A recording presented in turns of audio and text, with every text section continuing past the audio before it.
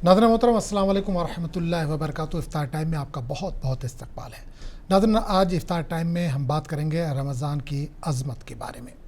नाज़रीन, आपको बता दें कि इफ्तार टाइम को पेश कर रहे हैं हीरा भाई ज्वेलर, जो कि नामपल्ली और वासाब टैंक पर मौजूद है और 1958 से नायाब और ख़ूबसूरत ज्वेलरी के लिए हैदराबाद के आवाम की पहली पसंद है। जबकि इफ्तार टाइम को पेश करने में ताउन कर रहे हैं ज़ायकेदार शादाब हलीम। नाज़रीन, रमज़ान मुबारक इस्लामी तक़वीम का वो अजीम और बाबरकत महीना है जिससे अल्लाह ताला ने तमाम महीनों पर फजीलत अता फरमाई। ये महीना ईमान की तजदीद, नफ्स की तरबियत और अल्लाह ताला से क़ुर्ब हासिल करने का सुनहरी मौका है। रमज़ान सिर्फ भूख और प्यास का नाम नहीं बल्कि सब्र, तक़वा, शुक्र, ईसार और बंदगी का मुकम्मल दर्स है जो इंसान की पूरी ज़िंदगी को संवार देता है। रमज़ान की सबसे बड़ी अज़मत यह है कि इसी महीने में कुरान मजीद नाजिल हुआ जो क़यामत तक के लिए इंसानियत की हिदायत का सरचश्मा है। अल्लाह ताला ने कुरान को हिदायत, रोशनी और हक़ व बातिल में फ़र्क करने वाली किताब करार दिया है। इस मुबारक महीने में रोज़ा फ़र्ज़ किया गया जो तक़वा की तरबियत का बेहतरीन ज़रिया है। रोज़ा इंसान को सब्र, ज़ब्त नफ्स और अल्लाह के अहकामात की पासदारी सिखाता है। भूख और प्यास के ज़रिए इंसान को गरीबों और मोहताजों का एहसास होता है जिससे दिल में हमदर्दी, रहम और ईसार के जज्बात परवान चढ़ते हैं। मुख्तसर ये कि रमज़ान की अज़मत, इसकी रूहानियत, इसकी इबादत और इसके पैगाम में पनाह है। अगर हम इस मुबारक महीने की कदर करें, कुरान और सुन्नत के मुताबिक अपनी ज़िंदगी ढालें और रमज़ान के असरात को साल भर बाकी रखें तो यही रमज़ान हमारी दुनिया भी संवार देगा और आखिरत भी।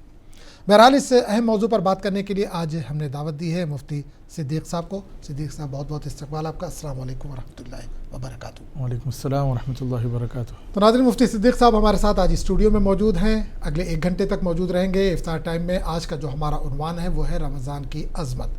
अगर इस ताल्लुक़ से आपके जहन में कोई सवाल है तो बिला झिझक आप कॉल कर सकते हैं। इसके अलावा भी कोई सवाल करना चाहते हैं कुरान और सुन्नत की रोशनी में, जो भी उसका बेहतर हल है वो इंशाल्लाह बताया जाएगा। एक चीज़ और आगे बढ़ने से पहले बता दें कि जब भी आप कॉल करें बराए करम टीवी सेट से थोड़ा सा दूर होकर कॉल किया करें जब आप हमसे बात कर रहे हो। जब आपकी बात मुकम्मल हो जाए तो आप दोबारा टीवी के पास आकर अपना मुकम्मल जवाब सुन सकते हैं। बहरहाल मुफ्ती साहब, आज का जो हमारा उन्वान है वो है रमज़ान की अज़मत। इस पर एक मुख्तसर बयान, उसके बाद कॉलर्स को शामिल करेंगे।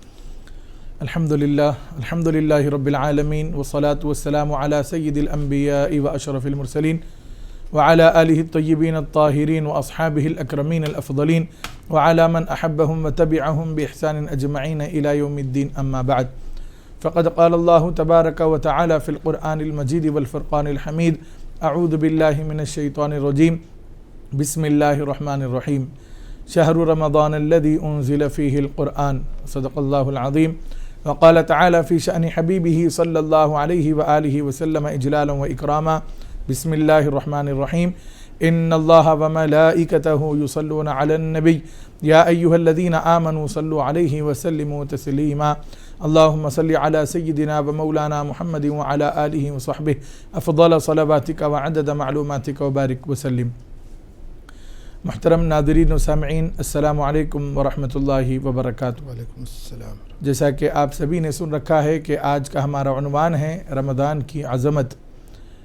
यूँ तो हम पहले रमज़ान से ही रमज़ान की अज़मतों को बयान कर रहे हैं, लेकिन बाज़ ऐसे वाक़यात रोनुमा हो रहे हैं, ऐसी बातें सामने आ रही हैं जिसकी वजह से हमें इस उन्वान पर फिर एक मरतबा गुफ्तगू करने का मौका मिल रहा है।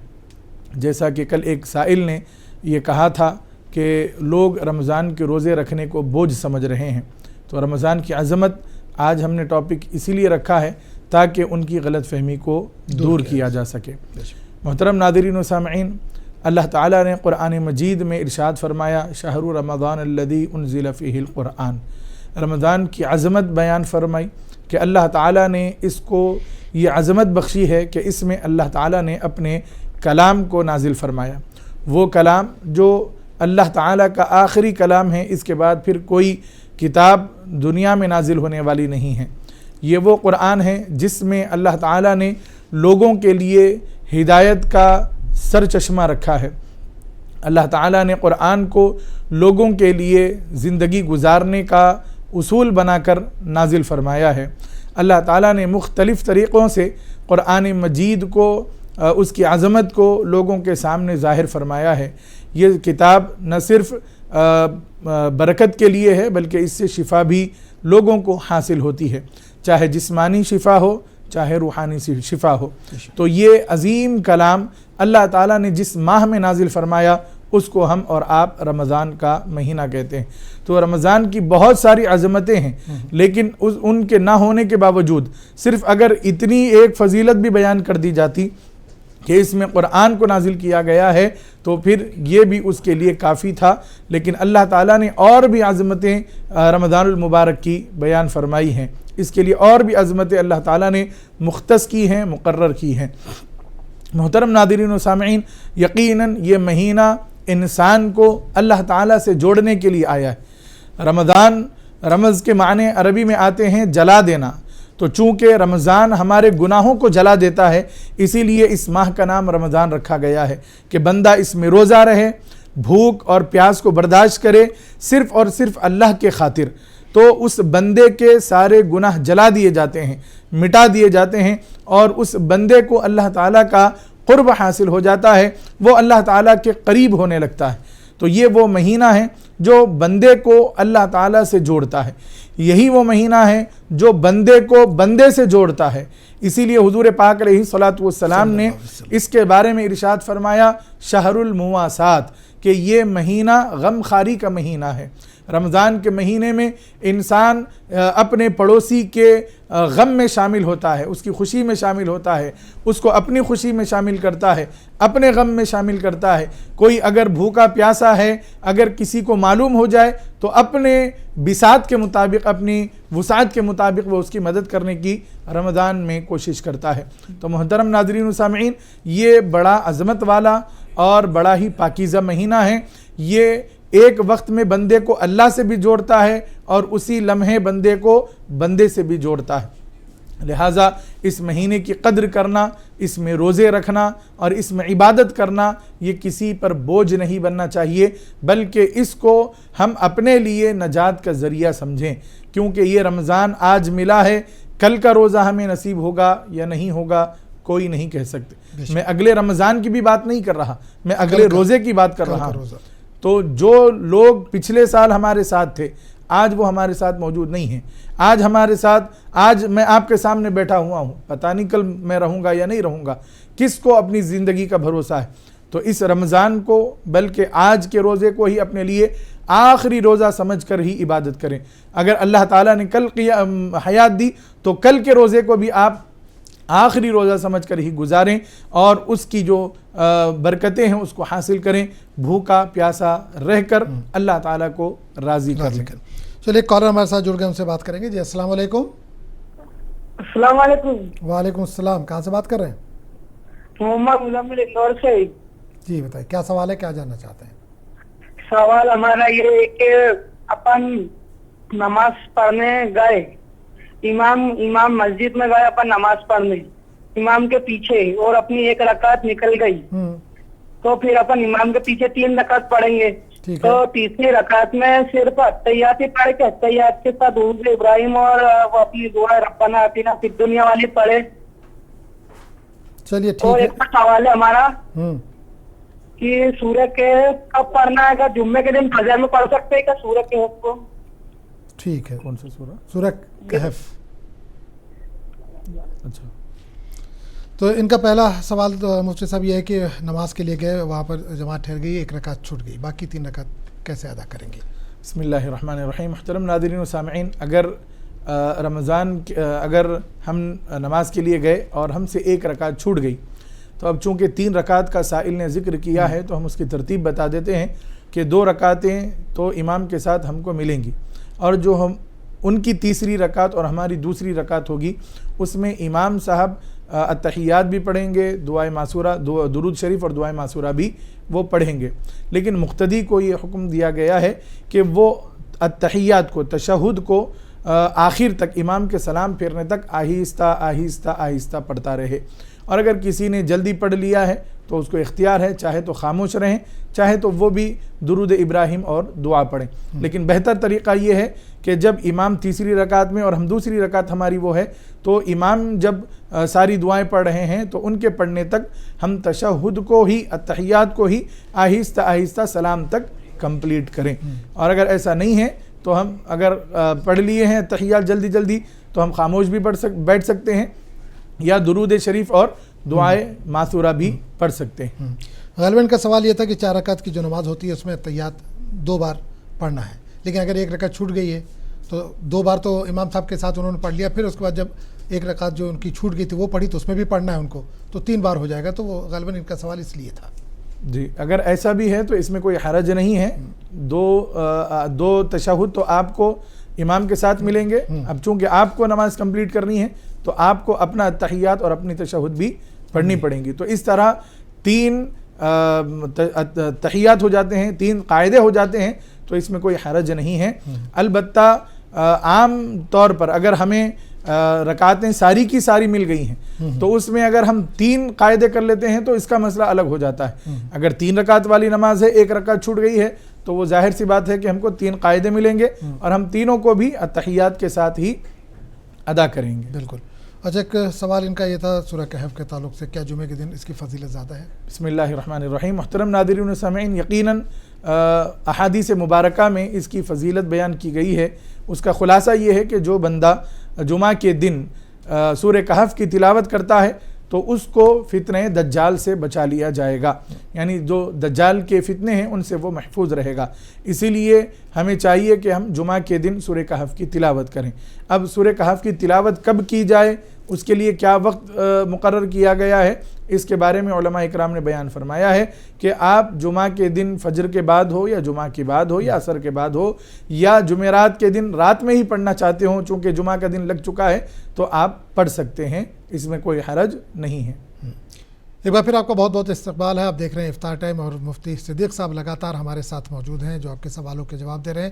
رمضان کی عظمت آج کا یہ ہمارا عنوان ہے۔ اگر آپ کے ذہن میں بھی کوئی سوال ہے تو بلا جھجک آپ کال کر سکتے ہیں، نمبر لگاتار ٹی وی اسکرین پر موجود ہے۔ مفتی صاحب، بریک پہ جانے سے پہلے جو سوال ایک ذہن میں تھا کہ رمضان کا بنیادی مقصد کیا ہے؟ کیا ہم نے سحری کر لیا، افطار کر لیا، یہی رمضان ہے، یا اس کا کچھ مقصد اس کے پیچھے کیا ہے؟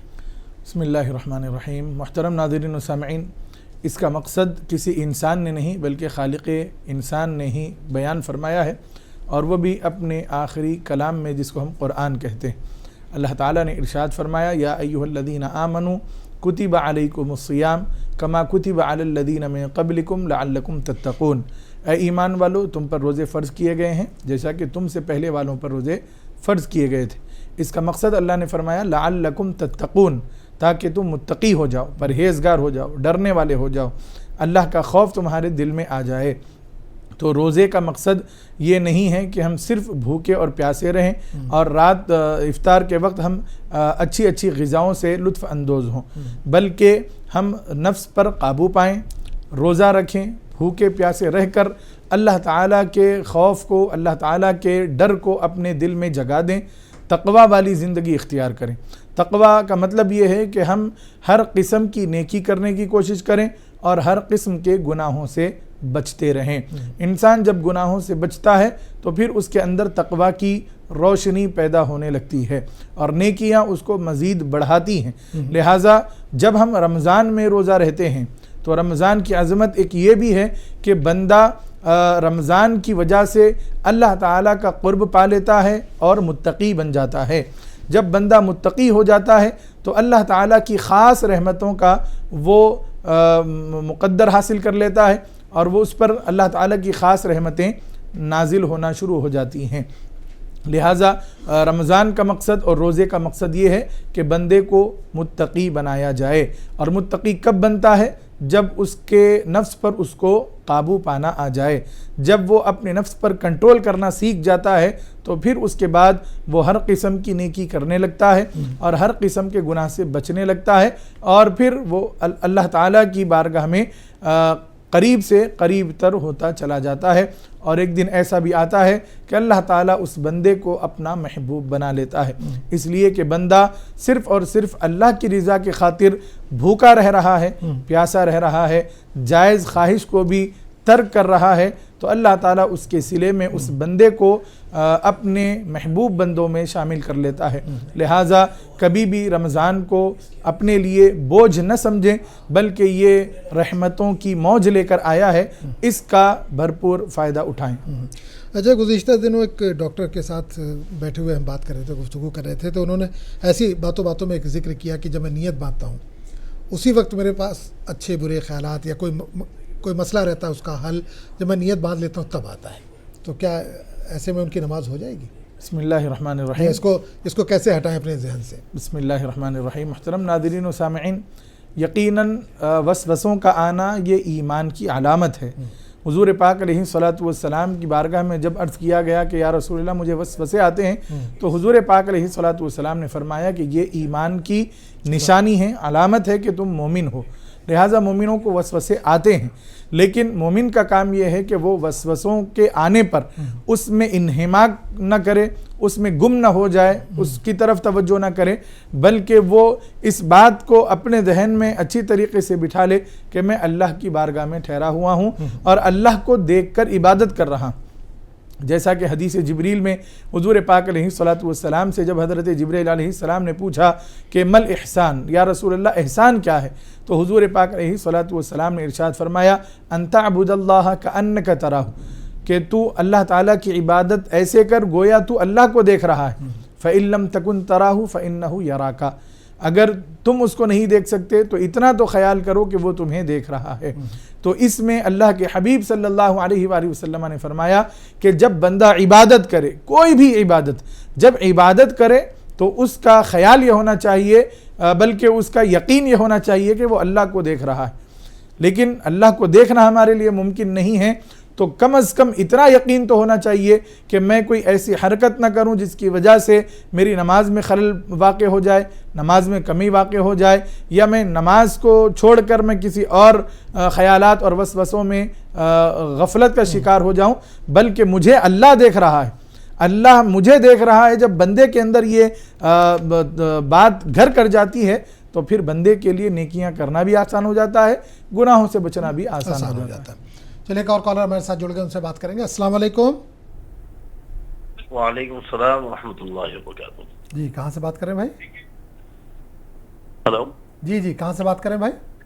جی میں ملک پیٹ سے بات کر رہا ہوں. سوال کیجیے اپنا. جی حضرت مسئلہ مفتی صاحب سے ایک مسئلہ معلوم یہ کرنا تھا مجھے کہ جیسا کہ سحری کا جو وقت ہے، سحری کرنے کے بعد عموماً اب کارڈ میں ہمارے رمضان کے جو کارڈ ہیں اور اس کے علاوہ جو سائرن وغیرہ جو ہوتا، اس کے بعد جو کچھ وقت رہتا، کیا وہ وقت ہمارا سحری کا ہی وقت ہے یا پھر وہ جو ہے نماز کا فجر کا وقت ہے؟ ٹھیک ہے، اور کوئی سوال؟ اور دوسرا سوال یہ ہے کہ جو ہے جیسا کہ اذان ایک ایپ ہے، میں ایک ایپ کو جو ہے میں وہ کرتا ہوں میں کشکول کے نام سے، تو اس میں جو ہے سحری کا جو وقت ہے، آج کی جو سحری تھی تو 25 پہ جو ہے ختم تھا ٹائم، جبکہ اپنے پاس جو ہے کارڈ وغیرہ میں 17-18 ہے شاید. جی ہاں 17-18 ہے. تو کیا اس ایپ کو بھی ہم فالو کر سکتے ہیں؟ علماء میں اور عالم صاحب سے جو ہے معلوم کیا تو جو ہے وہ لوگ اس کے لیے بتائے تھے، تو جو ہے مفتی صاحب سے بھی جو ہے سوال ہے میرا. چلیے بالکل انشاءاللہ اس کا بھی جواب دیں گے. ظاہر سی بات ہے ایپ جو ہوتا ہے وہ ایک کامن ہوتا ہے اور جو کارڈ ہوتا ہے وہ ہر علاقے کا الگ ہوتا ہے، کیونکہ ٹائم بدلتا رہتا ہے، ڈسٹرکٹ کے حساب سے بھی ٹائم 1-2 منٹ کا فرق آ جاتا ہے. تو وہ چیز کو آپ جو جس جگہ پہ رہتے ہیں وہ اگر وہاں کا کارڈ دیکھیں تو زیادہ بہتر. بہرحال مفتی صاحب سے جانے کی کوشش کریں گے. مفتی صاحب پہلا سوال تو ان کا وہ تھا کہ سحری کا وقت جیسے آج 17 پہ ختم ہے یا 18 پہ ختم ہے، اذان ہوتی ہے 28 یا 30 پہ، تو یہ جو بیچ کا وقت ہے کیا یہ سحری کا ہی وقت ہے یا فجر کا وقت ہے؟ بسم اللہ الرحمن الرحیم. محترم ناظرین و سامعین، یقیناً جو سوال کیا گیا کہ ہمارے پاس کارڈ میں 5:17 کا وقت ہے، پھر اس کے بعد 26 منٹ پر اذان ہوتی ہے، تو یہ 26 منٹ یا 25 منٹ پر جو اذان ہوتی ہے یہ حیدرآباد میں عموماً اہل حدیث جو مسجدیں ہوتی ہیں ان کے پاس یہ اذان ہوتی ہے. ہمارے پاس طریقہ یہ ہے کہ جو وقت ہمارے فجر کا ہوتا ہے اس سے تھوڑا سا اور مزید آگے بڑھا کر اس کے بعد اذان دی جاتی ہے تاکہ فجر کے وقت کے شروع ہونے کا مکمل یقین ہو جائے. تو احتیاطاً 10 منٹ آگے بڑھ کر ہم وہ ٹائم لکھتے ہیں. اب یہاں پر میں چونکہ حیدرآباد کے بارے میں آپ کو عرض کر رہا ہوں، تو اس مسئلے کو اچھی طریقے سے ذہن میں رکھیں. جیسا کہ ابھی آپ کو بتایا گیا ہر ڈسٹرکٹ کا الگ الگ وقت ہوتا ہے. ہمارے حیدرآباد میں جب نظام الاوقات بنایا گیا ہے، یہاں پر نمازوں کی ٹائمنگ، سحری وغیرہ کا وقت جب متعین کیا گیا ہے، تو اس میں یہ لحاظ رکھا گیا ہے کہ فجر کا وقت جہاں شروع ہو رہا ہے اس سے ایک 10 منٹ پہلے یہ لکھ دیا جاتا ہے کہ یہاں پر سحری کا وقت ختم ہو گیا ہے. مثال کے طور پہ آپ نے جو کہا کہ ایپ میں 5:25 کا ذکر ہے، تو یہ فجر کا وقت یہاں پر شروع ہو رہا ہے. تو ہمارے پاس حیدرآباد میں کارڈز میں 5:17 کا یا 16 منٹ کا وقت رکھا گیا ہے. اس طرح 10 منٹ کا، 11 منٹ کا وقفہ ہوتا ہے. پھر 5:25 پر فجر کا وقت شروع ہو چکا ہے. یہاں سے ایک 10 منٹ آگے بڑھا کر پھر فجر کا وقت لکھا جاتا ہے کہ یہاں پر فجر کا وقت شروع ہو رہا ہے، تاکہ اس میں احتیاط رہے.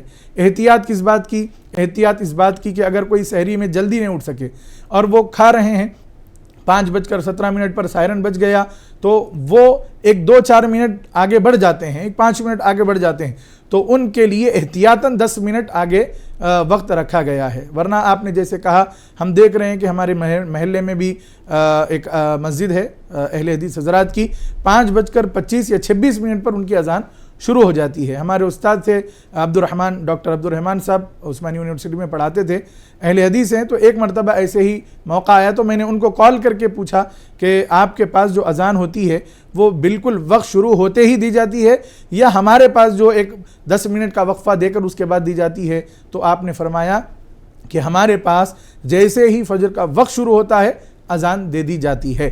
تو 5:25 یا 26 پر جو اذان دی جا رہی، جو وقت لکھا ہوا ہے وہ بالکل فجر کا وقت لکھا ہوا ہے.